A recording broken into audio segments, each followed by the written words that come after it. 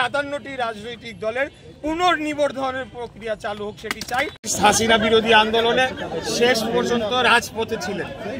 এখন 5 তারিখের আগে আপনারা জানেন যে রাজনৈতিক নিবন্ধন প্রক্রিয়াটা প্রথমে শুরুই হয় 1/11-এর সময়।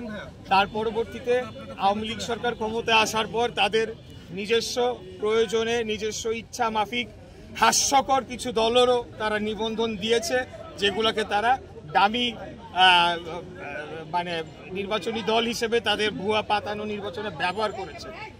5 তারিখের পরে অনেকগুলো রাজনৈতিক দল যারা জেনুইনলি তারা নিবন্ধন ডিজার্ভ করে, যদিও নিবন্ধন থাকা উচিত কিনা একটা রাজনৈতিক দলের সেটা নিয়ে প্রশ্ন থাকতে পারে, কিন্তু তারা ডিজার্ভ করে। এর মধ্যে জনাব মাহমুদুর রহমান মান্নার নাগরিক ঐক্য রয়েছে, জনাব জোনায়েদ সাকির গণসংহতি আন্দোলন সহ ভিপি নুরুল হক নূরের এই পার্টিগুলো রয়েছে।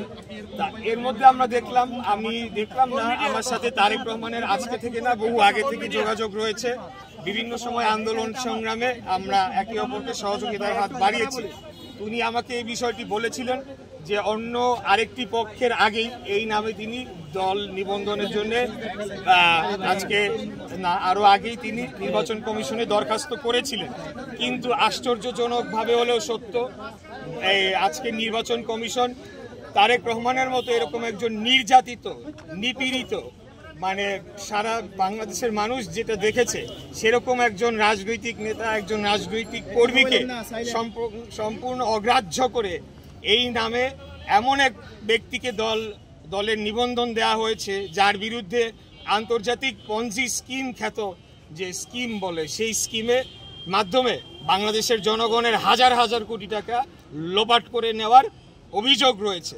তো আমরা বলতে চাই যে সেটি একটি যেমন বিষয়, আরেকটি বিষয় হলো যে কেন তারেক রহমানকে রাজনৈতিক দলের নিবন্ধন দেওয়া হবে না, আর যদি ওনাকে না দেওয়া হয়ে থাকে আর কোন কোন দল শর্ত সম্পূর্ণভাবে পূরণ করে এই বাংলাদেশের নির্বাচন কমিশনের তারা নিজেদের নিবন্ধন সম্পন্ন করেছে, সেটি প্রত্যেকটি তার ভারতের বিজেপির আদলে গড়ে তোলা সেই পার্টি, মার্কাও একই, নামটাও একেবারেই কাছাকাছি, নামটা মনে আসছে না এই মুহূর্তে, বিএফজিপি বা এরকম আর কি, একই আদর্শ নিয়ে তার রাজনীতি করে। তো কিভাবে এই দলটি নিবন্ধন পেল? যখন তাদের অফিস খুঁজতে যাওয়া হলো, তাদের কোনো অফিস খুঁজে পাওয়া গেল না, একটা ফ্ল্যাট বাড়ির ভিতরে তারা করেছে। এরকম যে 57টি রাজনৈতিক দল, তার মধ্যে খুঁজলে পরে দেখা যাবে অনেকাংশ রাজনৈতিক দল আসলে দলই না। তাদের কোনো কর্মকাণ্ড আছে কিনা, তাদের কোনো রাজনৈতিক কর্মসূচি রয়েছে কিনা, ভবিষ্যতে বাংলাদেশের জনগণের জন্য তারা কি করতে চায়, তাদের নির্বাচনী ম্যানিফেস্টো রয়েছে কিনা, তারা গণতন্ত্রে বিশ্বাস করে কিনা, এইরকম অনেকগুলো বিষয় চলে আসে। তো এইরকম একটা বিষয় যখন চোখের সামনে ঘটে, তখন আমি আর নিজেকে মনে করি নাই যে বাসায় বসে থাকা আমার উচিত, কারণ তারেক রহমানদের মতো ছেলেরা এর আগে নুরুরাও একই ধরনের কষ্ট করেছে, তারা নিবন্ধন পায় না। আর সেখানে বিজেপির আদলে একটা দল, তাও কোর্ট থেকে অর্ডার নিয়ে তারা হয়েছে, এবং জাতীয় লীগ নামে একটা দল, এর আগের যে বিএনএফ আসল বিএনপি সেগুলো তো রয়ে গিয়েছে। তো আমি একজন বাংলাদেশের নাগরিক হিসেবে এই প্রত্যেকটি 57টি রাজনৈতিক দলের পুনর্নিবর্ধনের প্রক্রিয়া চালু হোক সেটি চাই।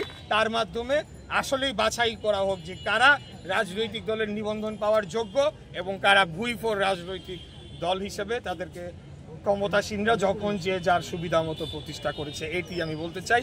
এর জন্য আমি আজকে তারেক রহমানের সাথে সহমর্মিতা জানাতে এসেছি, তার পাশে সহযোদ্ধা হিসেবে রয়েছি, এবং আমরা জোরালো দাবি জানাচ্ছি অবিলম্বে তার নিবন্ধন দিতে হবে। অনেক এরকম দলের নিবন্ধনের কথা হচ্ছে, তারা কোনোটা এখন বললে তো অনেক কিছু বলতে হয়, কোনো শর্ত মানে না, বললেই হয় তাইলে আমরা এমনি নিয়ে যাব নিবন্ধন।